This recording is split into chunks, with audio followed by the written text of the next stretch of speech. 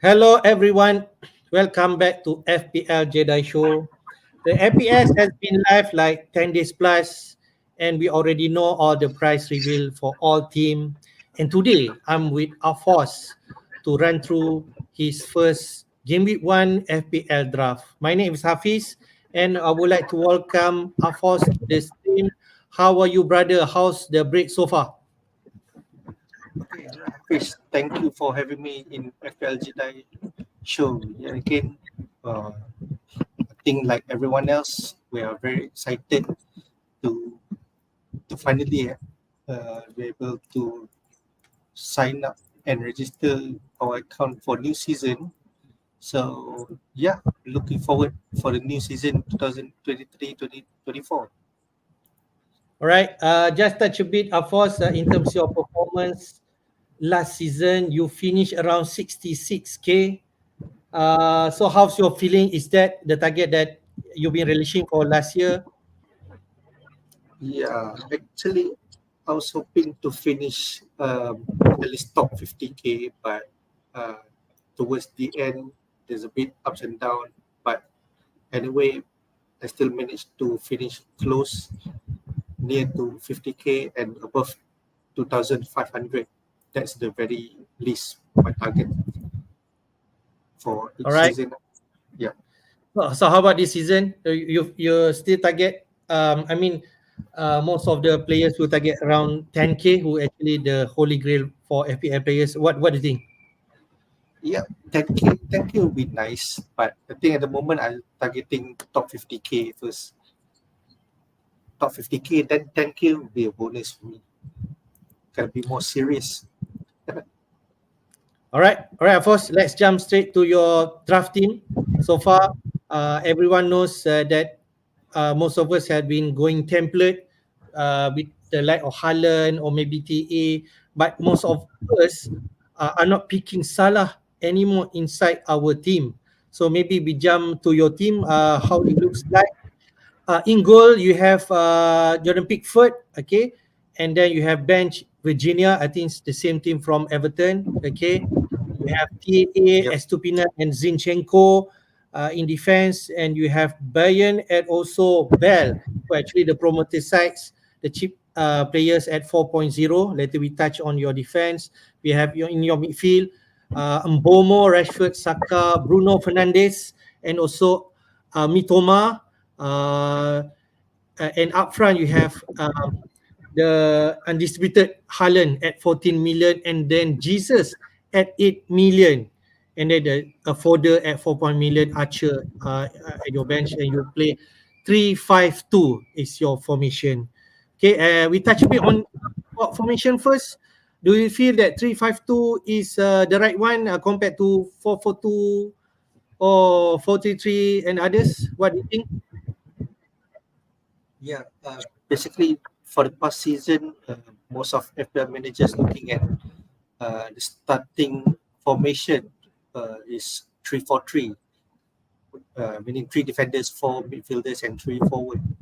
But at the moment, we're looking at the price range of forwards. Forward.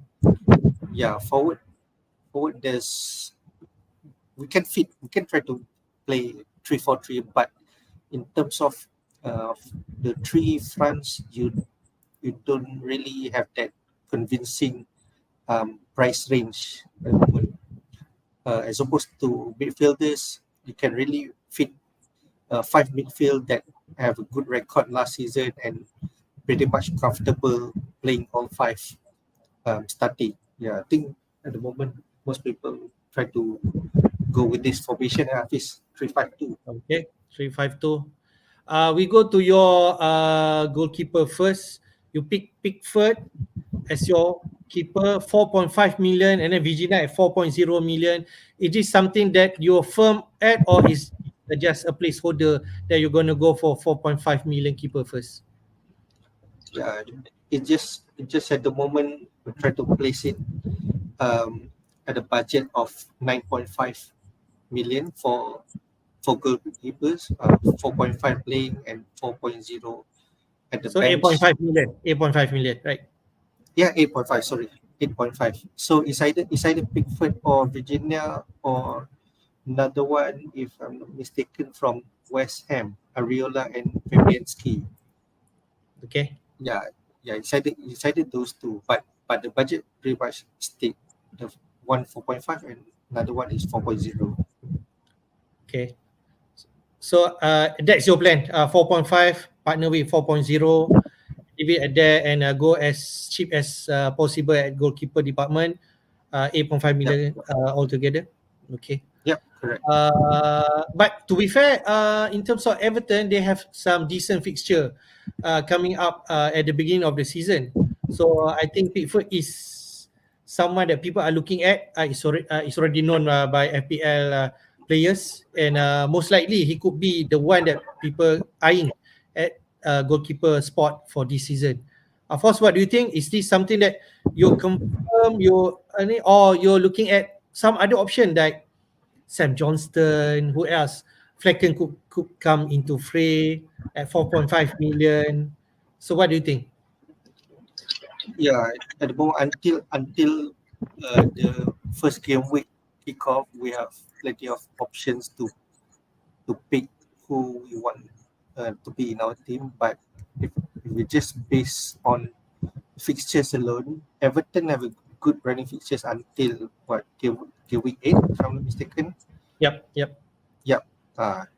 Game week 8, only one difficult fixtures in game week 5 against Arsenal. So yeah, I think if we're looking at fixtures, Pickford most probably is the one to pick. I think in terms of performance, he also have, yeah, he can perform as well. Just that last season he did not do that well. But yeah, we'll see. But I like his fixture at the moment, All right. especially starting Okay. of the season. Yeah. Right, fair. Let's go to your defense. You have TAA at 8.0 million. Is the most expensive defender this season, definitely. Do you feel TAA is a essential or is a must in our team this year? In terms of getting attacking returns, yeah, I think DA have a better chance of getting attacking returns compared to other defenders. But in terms of getting clean sheet, I'm having a bit skeptical in Liverpool defense at the moment, especially from last season. They are not doing that well, if I'm not mistaken. But yeah, I think at the moment I'm looking at DA. He's like a midfielder, but out of position playing at defender. At 8.0. 8.0 is a premium midfielder. I think he crosses well. He takes shots. He take direct free kick. And yeah, I think he is essential at the start of the season, especially looking at Liverpool fixtures, all the good fixtures all the way. Yeah, he could provide some good returns. All right, fair. How about Estepina and Zinchenko at 5.0 million? Both of them. Do you feel this is the price point that you should have, or are you are also eyeing like the likes of 5.5 million? Your Manchester United fan, Luke Shaw, most of the manager would like to have Luke Shaw at 4.5 million, or Chilwell, Reece James, at this, or even Johnstone at 5.5 million. What do you think? Are you spending only 5 million to partner with TA in defense? Yeah, to be fair, if I able to squeeze in another, if I'm able to compress that additional point 0.5, I would bring in Luke Shaw, because looking at um, the ownership, Luke Shaw is second highest ownership um, Okay, after Estupinan. So, okay, but yeah, by the moment, all these good defenders, especially the ones performed last season, all have 5.0 price point. So yeah, at the moment, the partner with AA, both of them be having a 5.0 price point. all right. So, are you comfortable to have Estupinan? Like you mentioned, is in terms of ownership is the most that people are having right now. Is he the one that we need to have? Yeah, I mean, in terms of starting ownership is above 50%. I I'll definitely bring him in. Just that it'll be a bit too risky not to have him, especially we know that what he can do during games. Is it he attack and also he create chances to the rest of the team. So yeah, pretty risky not to have him at the moment. Okay. All right, fair. You gone for five in midfield. You have two 6.5 million midfielder in the form of Mbomo and also Mitoma. You have two Manchester United players there. No surprise. Okay, Rashford and Bruno in your team. Bruno has been priced at 8.5 million. People call it really, really reasonable price for Bruno to have this season. And then you have Saka at 8.5 million. So a double up Manchester United in midfield. What do you think? Is this something that you're really looking forward to? Um, to be to be honest, I don't really feel that comfortable double up two midfielders of the same team. But especially from Manchester United, I like Rashford better than Bruno Fernandes. To be Okay. honest, in terms of attacking wise, creating chance, and especially scoring goals. It's just that Bruno Fernandes take penalties. We know Okay. that Manchester United kind of get few chance of penalties, so Bruno might get quite a lot, maybe few, yeah, quite a lot, especially starting on the season. Um, and also at the moment, the top four highest ownership is all among those five, minus Bruno Fernandes. So yeah, if I'm looking to transfer out and bring in one, I mean different player, I might transfer out Bruno Fernandes Okay. for others. All right. We shall see. Pre-season, there's still there's plenty more friendlies that to be played.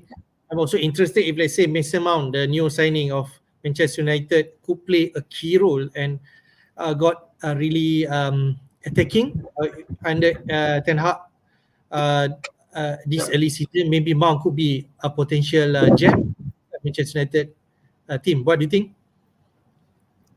yep.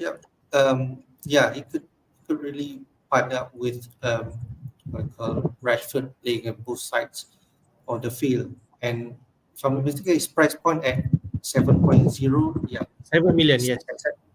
yeah, at 7 million, if you can score goals better or maybe equal to Rashford, I think he's the better pick than Rashford. You can save up 2 million to elsewhere, or maybe try to fit in Salah in the midfield. Okay. Yeah. All right. Just touch a bit on Saka. So the price is the most ownership in terms of midfield, 51%. Second to Haaland in terms of ownership. Is Saka that somebody we need to have? Yeah, starting of the season, I like to pick the highest ownership of each position, forward, defenders, and midfield. Plus, Saka takes penalty for Arsenal. So yeah, apart from Okay. penalty, he also create chances. He score goals. He's yeah, he's everywhere compared to other Arsenal players who have similar price point at 8.0, Yeah. 8.5. So I think comparing them, Saka is the better pick just because he takes penalty. All right. But I think the other important notes also that in terms of minutes, he's playing a lot of minutes and could be like full 90 minutes compared to the likes of Jesus or even Odegaard or even Yeah, Martinelli, because with Champions League commitment coming up later during the stage, we have like Trossard, even Havertz now, right? That could actually complicate the lineup moving forward. But I think Saka should be the permanent fixture in terms of Arsenal team. All right, yeah. Afosh, touch a bit on Mboma and Mitoma. Is this something that you kind of lock for these two players, or is it a placeholder for some other player? Mitoma, I might lock Mitoma at the moment, just because, in terms of his last season performance, he did very, very well. It just he scored points the moment um, everyone needs it to be. What they call, comparing to other players who create a lot of chances and then get from 5 shots you get 1 goal or 1 assist, whatnot. Mitoma just only need 1 shot and he got goal. So I think at the moment he'll be in my team at 6.5 million. Okay. But All right. Buemo, I'm looking at maybe just a placeholder for others to be at 6.5. Yeah, maybe with other players that I might feel more comfortable to replace him, then maybe I All right, we jump straight to your front lineup, which is featuring Haaland. There's no surprise people are going to have Haaland around 80% more in terms of ownership that people are having. I think most likely everyone going to have Haaland in our in the team. Okay, coming to game week 1. But how about Jesus? Is he something that we also need to have? I know you're going to triple up Arsenal players here in the form of Zinchenko, Saka, and Jesus. What do you think? Is it Jesus is essential at the beginning of this season? uh, in, in terms of forward ownership, he ranks second after Haaland. So I I might have him in my team. But in terms of attacking for Arsenal, he's the one, the what you call, the better pick for forward. It's just that his position can be easily replaced or rotated by the likes of Trossard or Havertz, um, or even Martinelli. Those players. But having said that, those players are positioned in midfield. But and also we know that how Jesus can perform, especially when the midfield is focusing on him getting all the goals. He's like the target man for Arsenal. So starting season last season also, from the second he performed quite well, right? So If I recall, Jesus was owned like more than 80% managers last season. He's the most owned compared to Haaland because Haaland people are still unproven at that point and people still comparing whether to have Haaland or Kane at 11.5 million last season. But clearly Haaland is the winner this season. But Jesus still having a high ownership this season also. the only risk Jesus have is that his rotation. He's likely to be rotated among Martinelli or Trossard or even Havertz. We don't know how Arteta going to play with his squad, but also he's kind of a bit injury prone, if I'm not mistaken. But in terms of performance, if he can delivers, he surely delivers quite big points each game. Right, just touch a bit. Are you interested if let's say you want to replace Jesus to a slightly lower price at 7.5 million? Managers also attracting like Nunes 7.5 million, Nkuku 7.5 million also. I said 7.5 million, although maybe Newcastle have a tougher fixture at the beginning of this season. What do you think? Do you consider this player in your mind? If Okay, let's for example, in the fact that I would like to have um, Luke Shaw as my defender, so which means I need the additional point 0.5. So I need to downgrade Jesus at 0.5. I might bring in Nkunku Okay. just to fit in the price point. But in terms of performance, I don't, I'm not really sure or maybe I'm not really comfortable yet. Okay. In terms Fair. of, yeah, in terms of performance. Okay. Last question. Definitely the one player that we notice is not here is Mo Salah. All right.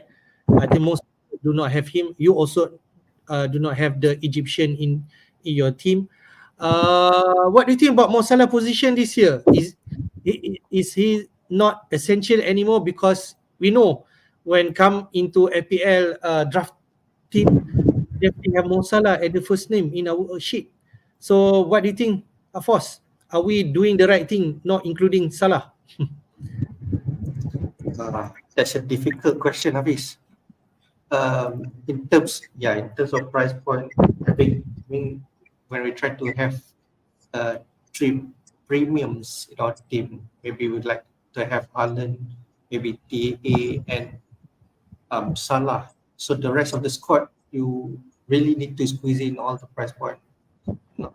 And then all those players as a whole, when you look at your team, it depends. If you're comfortable with your team, then maybe you can bring him in. But at the moment, I feel that when I try to bring in Salah, then the rest of the squad, I'm not really that comfortable to stick as a whole team, as a whole lineup. Moving forward, starting of the season. But yeah, it all depends. Preseason performance, those players, especially those at lower price, and also promoted teams. Yeah, if there's any player that can fit in at a cheaper price, so that I can bring in Mo Salah, yeah, sure, I'll bring in Mo Salah, because at the moment he's ranked at, in terms of ownership, he's ranked fifth.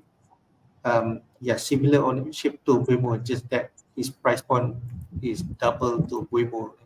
So you can't really, when you try to fit him in, you need to revamp the whole squad here and there. So So most probably you won't have him in game week 1, or um is there any chance that he could actually make it into your team? I try to make him in my team for as long as I'm comfortable with my whole team. If I'm not comfortable, like say for example, I'm playing 3-5-2, and then I have the Trent, Mo Salah, and Haaland, and then the rest of the squad is not very convincing for me, so I might keep him out at the moment until my first wild card. So yeah, we'll see. We'll see how things goes starting of the season. All right, Foss, thank you for joining the stream and also run through your team. Okay, we shall see in future again and see what's your latest update in terms of GW1 team draft. So thank you, Afos, again for joining, and thank you all for watching the stream. And we shall see you again in our next. Thank you. Bye. Okay, thank you, Fix.